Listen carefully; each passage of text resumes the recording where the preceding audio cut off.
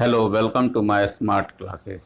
इस लेसन में हम लोग जो है भूगोल के संसाधन पाठ को पढ़ेंगे और इस पाठ को पढ़ने के बाद जो है हमारी समझ विकसित हो जाएगी कि संसाधन किसे कहते हैं, संसाधन कितने प्रकार के होते हैं और संसाधन का जो है उपयोग क्या है। ये जो है भूगोल का पहला पाठ है क्लास 8 का। तो सबसे पहले जानते हैं कि संसाधन जो है किसे कहा जाएगा, कौन सी ऐसी वस्तुएं होंगी जिसे हम संसाधन के अंतर्गत रखेंगे। इसका डिफिनेशन जो है वो ऐसी सभी वस्तुएं जो उपयोगी हो, साथ ही साथ जो है हमारी बुनियादी आवश्यकताओं की पूर्ति करता हो, उसे हम लोग संसाधन कहेंगे। यानी कि संसाधन जो है वो हर वो वस्तु है जिसका हम लोग उपयोग करते हैं और हमारी बुनियादी आवश्यकताओं की पूर्ति करता है। जैसे कि जल क्या है कि हमारा जो है सबसे उपयोगी और बुनियादी आवश्यकताओं में से एक है, जिसका उपयोग जो है हम लोग प्रतिदिन करते हैं। इसके बाद जो है साबुन को भी ले सकते हैं, ये भी जो है एक उपयोगी है और साथ ही साथ जो है हमारी बुनियादी आवश्यकताओं की पूर्ति करता है। इसके बाद जो है रिक्शा से क्या है, ये भी एक संसाधन है। क्यों ये भी एक संसाधन है? क्योंकि ये भी जो है हमारे लिए उपयोगी है और हम लोग एक स्थान से दूसरे स्थान तक आसानी से जा सकते हैं। इसी प्रकार कोयले को भी लिया जा सकता है, ये भी एक संसाधन है जिसका उपयोग जो है हम लोग भोजन पकाने में करते हैं। अब क्या है कि संसाधन जो है वो सभी वस्तुएं हैं, एक तरह से कहा जाए, जो हमारे लिए किसी न किसी प्रकार से उपयोगी हो और हमारी आवश्यकताओं की पूर्ति करता हो। जिस तरह से 3 इडियट्स में जो है आमिर खान ने एक मशीन का डिफिनेशन दिया था कि हर वो वस्तु जो हमारे काम को आसान करती है उसे मशीन कहा जाता है, उसी तरह जो है संसाधन भी जो है हमारे लिए उपयोगी हो और बुनियादी आवश्यकताओं की पूर्ति करता हो, उसे जो है संसाधन कहेंगे। इसके बाद जो है कोई भी वस्तु जो है संसाधन बनती है जब उसका कोई मूल्य होता है। अब यहाँ पर जो है मूल्य का अर्थ जो है इस रूप में नहीं लगाना है कि उसका कोई कीमत हो। यह मूल्य का अर्थ है उसका क्या महत्व है, क्योंकि हर एक वस्तु का जो है मूल्य यानी कि कीमत के तौर पर नहीं लिया जा सकता है, लेकिन उसका महत्व जरूर होता है। इसका प्रयोग जो है या उपयोगिता इसे मूल्य प्रदान करती है। यानी कि जिस संसाधन की बात हम लोग करेंगे उसका महत्व किस प्रकार से है, क्योंकि हर एक संसाधन का जो है अलग अलग महत्व होता है। और इस प्रकार हम लोग कह सकते हैं कि हर संसाधन जो है मूल्यवान है। कोई भी ऐसा संसाधन नहीं है जो मूल्यहीन है, यानी कि जिसका महत्व नहीं है। जैसे कि अगर हम लोग किसी स्थान पर घूमने जाते हैं तो हम वहाँ पर क्या है, बहुत सारे ऐसे दृश्य देखते हैं जो हमें बहुत अच्छा लगता है, ठीक ना, लेकिन उसका मूल्य नहीं होता। लेकिन उसका क्या है, एक अलग तरह का महत्व है। और हम अगर किसी वस्तु को खरीदते हैं तो उसके लिए क्या है, हमें उसका जो है पैसा देना पड़ता है। लेकिन यहाँ पर जो है दोनों ही वस्तुएं जो है महत्वपूर्ण है। अब हम लोग जानेंगे कि संसाधन कितने प्रकार के होते हैं। तो संसाधन जो है 3 प्रकार का संसाधन होता है। पहला है प्राकृतिक संसाधन, इसके बाद है मानव निर्मित संसाधन, फिर तीसरा है मानव संसाधन। इस प्रकार से जो है संसाधन 3 प्रकार के होते हैं। सबसे पहले जानते हैं कि प्राकृतिक संसाधन किसे कहेंगे। तो वो ऐसा संसाधन जो प्रकृति से प्राप्त हो और बिना अधिक संशोधन के उपयोग में लाया जाता हो। यानी कि वो सभी संसाधन जो कि प्रकृति के द्वारा हमें प्राप्त हो। जैसे कि पानी का जो है हम लोग उपयोग पीने के लिए करते हैं, भोजन बनाने के लिए करते हैं। तो यहाँ पर कह रहा है कि प्रकृति से प्राप्त हो, लेकिन उसमें जो हो ज़्यादा संशोधन न किया गया हो। संशोधन करने का मतलब है कि उसमें जो है वो दूसरे रूप में परिवर्तित ना हो जाए। इस तरह की चीज़ जो है संसाधन को जो है हम लोग प्राकृतिक संसाधन कहेंगे।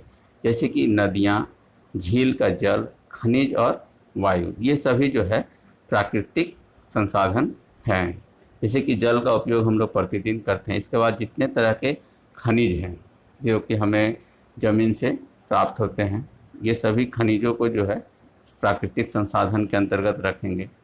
प्राकृतिक संसाधनों को भी जो है वर्गीकृत किया गया है। वर्गीकरण का क्या ही है, तो उनका जो है विकास किस प्रकार से हुआ है, प्रयोग के स्तर क्या क्या है, उद्गम के आधार पर भंडार एवं वितरण के अनुसार जो है उसे विभिन्न समूहों में वर्गीकृत किया गया है। तो सबसे पहले जो है हम लोग ये जानते हैं कि विकास एवं उपयोग के आधार पर जो है संसाधन को जो है यानी कि प्राकृतिक संसाधनों को कितने वर्गों में वर्गीकृत किया गया है।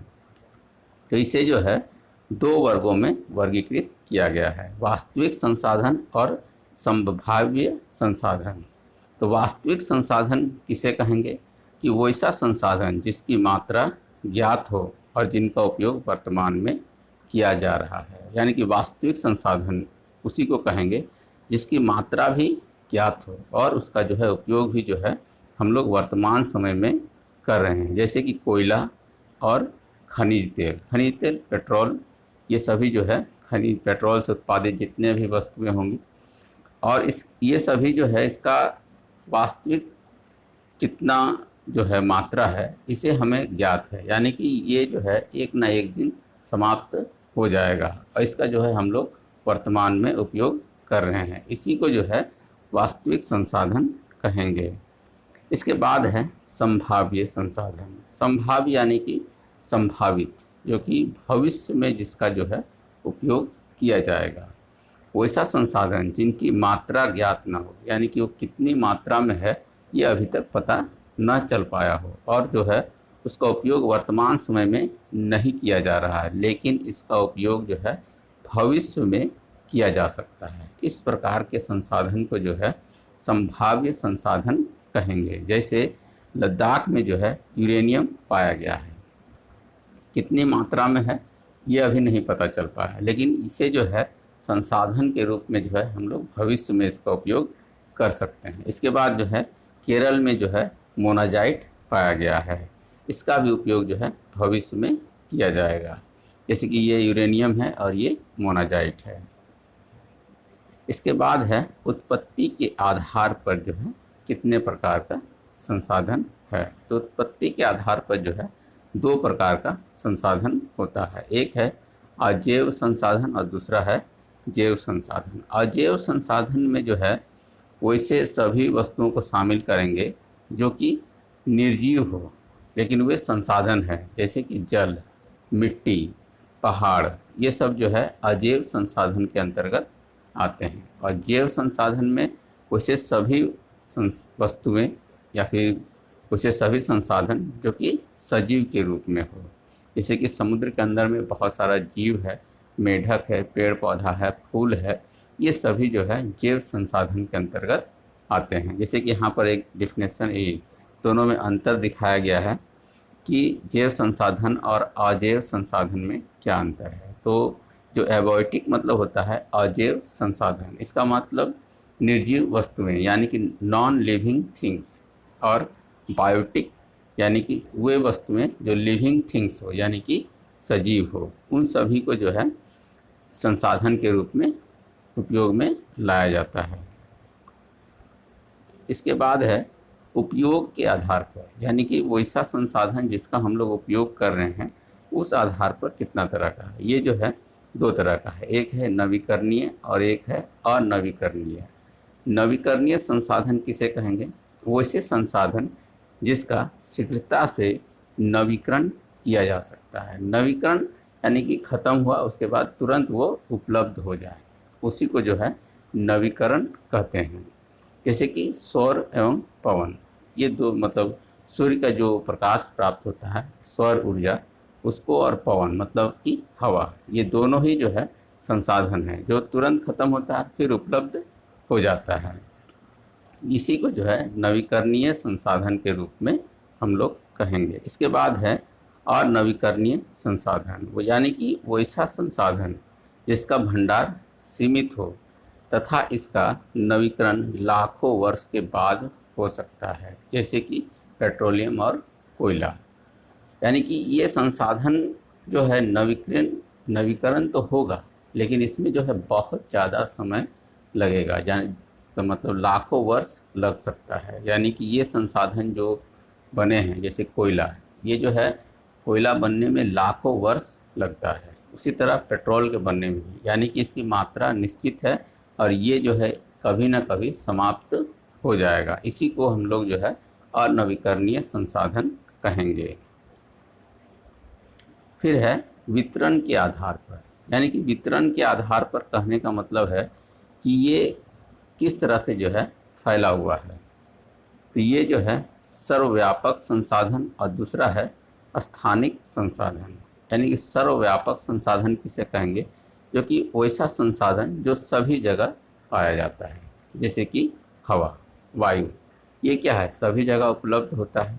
इसके बाद है स्थानिक संसाधन, यानी कि वैसा संसाधन जो सीमित स्थानों में पाया जाता है, यानी कि वो जो है किसी किसी जगह पर पाया जाएगा, जैसे कि लोहा, अयस्क और तांबा, ये जो है एक सीमित क्षेत्र में ही पाया जाता है। इसी को जो है स्थानिक संसाधन कहेंगे, यानी कि स्थानीय, जैसे कि स्थानीय भाषा, यानी कि भाषा क्या है, वो ऐसा भाषा जो किसी एक विशेष स्थान में पाया जाता है, फिर दूसरा स्थान में वो नहीं पाया जाता, उसी को हम लोग स्थानीय भाषा कहते हैं। उसी तरह क्या है कि स्थानिक संसाधन, यानी कि वैसा संसाधन जो किसी विशेष स्थान में पाया जाता है, जैसे कि कोयला सब जगह नहीं पाया जाता है, तांबा सब जगह नहीं पाया जाता, ये विशेष स्थानों में ही पाया जाता है। इसके बाद है मानव निर्मित संसाधन, यानी कि मानव ने जो संसाधन बनाया है, इसका डेफिनेशन क्या है कि वो ऐसा संसाधन जिसका जो है प्राकृतिक पदार्थों का वास्तविक स्वरूप बदल दिया जाता है, यानी कि प्रकृति से जो वस्तु मिला है उसके स्वरूप को बदला जाता है और उसका जो है प्रयोग अन्य वस्तुओं में किया जाता है एवं नई वस्तुओं का निर्माण होता है। यानी कि प्रकृति से जो प्राप्त हुआ है वो एक नए वस्तु के रूप में जब परिवर्तित हो जाता है, उसे हम लोग मानव निर्मित संसाधन कहेंगे। जैसे कि लौह अयस्क के निष्कर्षण से लोहा बनाना, जब लोहा बन जाता है तो उसका हम लोग बहुत सारा अलग अलग वस्तुओं में परिवर्तित कर देते हैं, तो उन सभी चीज़ों को जो है मानव निर्मित संसाधन कहेंगे। इसके बाद है मानव संसाधन, यानी कि मानव भी जो है स्वयं एक संसाधन है। तो मानव को जो है संसाधन उसकी संख्या, शारीरिक एवं मानसिक शक्ति बनाती है। यानी कि हम लोग अगर मानव को संसाधन कह रहे हैं तो क्यों कह रहे हैं, क्यों मानव एक संसाधन है, इसका क्या है संख्या। जैसे कि भारत जो है विश्व में दूसरा सबसे ज़्यादा जनसंख्या वाला मतलब देश है। इसका मतलब क्या है कि यहाँ की जो जनसंख्या है उसका उपयोग जो है हम लोग अनेक कार्यों में कर सकते हैं। इसके बाद है मानसिक स्थिति, यानी कि मानव में जो सोचने की क्षमता है उसके द्वारा भी जो है वो अलग अलग चीज़ों को बना सकता है, यानी कि वो खुद एक संसाधन है। जैसे कि एक मानव जो है घर बनाता है, उसमें एक मिस्त्री होता है, एक लेबर होता है, उसके साथ साथ क्या है कि उसको जो है अलग अलग वस्तुओं को, सामानों को लाने के लिए जो है अलग अलग व्यक्ति होता है। यानी कि एक काम को करने के लिए कई सारे लोग उपलब्ध होते हैं। इस तरह से क्या है कि मानव जो है एक स्वयं एक संसाधन है। जो मानव के जो है जो गुण है यानी कि स्किल्स है, उसको विकास करने के लिए जो है देश के युवाओं में कौशल विकास, कौशल का मतलब स्किल विकास हेतु प्रधानमंत्री कौशल विकास योजना का प्रारंभ जो है 2016 में किया गया है। इसके बाद है संसाधन संरक्षण, यानी कि अब तक जो हम लोग पढ़ें उसमें ये जान गए कि संसाधन किसे कहते हैं और बहुत सारा ऐसा संसाधन है जो कि ख़त्म हो जाएगा, उसकी मात्रा जो है निश्चित है। इसके लिए हमें क्या करना होगा कि उन संसाधनों का जो है संरक्षण करना होगा, सही तरीके से उसका प्रयोग करना होगा, जिससे कि हम लोग इसका उपयोग भविष्य में भी कर सके अच्छी तरह से। नहीं तो वो एक ना एक दिन तो समाप्त हो जाएगा अगर लापरवाही के साथ में उसका उपयोग करते हैं। संसाधनों का समझदारी पूर्वक जो है उपयोग करना और उन्हें नवीकरण के लिए समय देना संसाधन संरक्षण कहलाता है। यानी कि हमारे पास जो उपलब्ध संसाधन है उसका जो है हमें समझदारी पूर्वक उपयोग करना होगा और उसका नवीकरण करने के लिए जो है उसे समय भी देना होगा। इसी को संसाधन संरक्षण कहते हैं। संसाधनों का उपयोग करने की आवश्यकता और भविष्य के लिए उनके संरक्षण में संतुलन बनाए रखना सततपोषणीय विकास कहलाता है। यानी कि जो संसाधन हमारे पास उपलब्ध है उसका जो है उपयोग करने की आवश्यकता, यानी कि जितना हम लोग उसका उपयोग कर रहे हैं, हमारी ज़रूरत क्या है उसके अनुसार, और भविष्य में जो है उसका संरक्षण में, यानी कि ऐसा ना हो कि किसी विशेष संसाधन का बहुत ज़्यादा दोहन हो जाए जिससे वो बहुत जल्दी समाप्त हो जाए, ऐसा नहीं होना चाहिए। उनके संरक्षण को बनाए रखना है। इस संतुलन को बनाए रखना जो है सतत पोषणीय विकास कहलाता है। सतत पोषणीय विकास के कुछ सिद्धांत हैं। क्या क्या सिद्धांत हैं? जीवन के सभी रूपों का आदर एवं देखभाल, यानी कि जो सतत पोषणीय विकास है इसमें कह रहा है कि जो हमारा जीवन है, जो मानव जीवन है, उसमें जो है सभी रूपों का आदर करना है और उसका देखभाल भी करना है। मानव जीवन की गुणवत्ता को बढ़ाना, यानी कि उसके जो है मानव का जो जीवन है उसमें गुणवत्ता को बढ़ाना है। पृथ्वी की जीवन शक्ति और विविधता का संरक्षण करना, प्राकृतिक संसाधन के लालच में को कम करना। ऐसा ना हो कि संसाधन बहुत ज़्यादा उपलब्ध हो हमारे चारों ओर, हम लोग लालच में आके जो है उस संसाधन का अत्यधिक उपयोग कर दें और वो संसाधन एक दिन ख़त्म हो जाए, ऐसा नहीं करना है।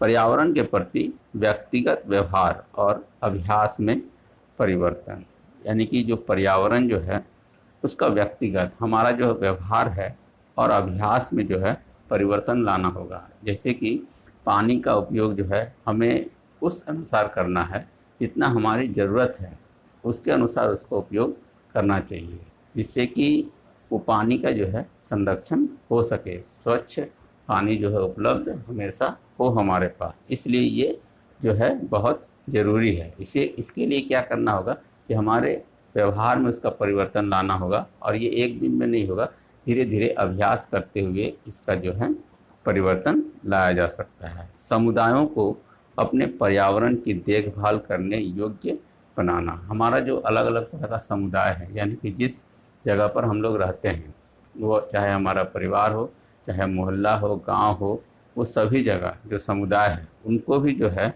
पर्यावरण का देख रेख कर सकता है, इस योग्य भी बनाना है। ये सब जो है सतत पोषणीय विकास के सिद्धांत के अंतर्गत आता है। इस तरह से जो है ये पाठ खत्म होता है और इसमें हम लोग जो जान गए हैं वो सब कुछ है संसाधन से संबंधित। संसाधन किसे कहते हैं, संसाधन के प्रकार कितने हैं और इसका जो है संरक्षण क्यों आवश्यक है। ये अगर आपको पसंद आया हो तो अपने दोस्तों के साथ शेयर ज़रूर करें। धन्यवाद।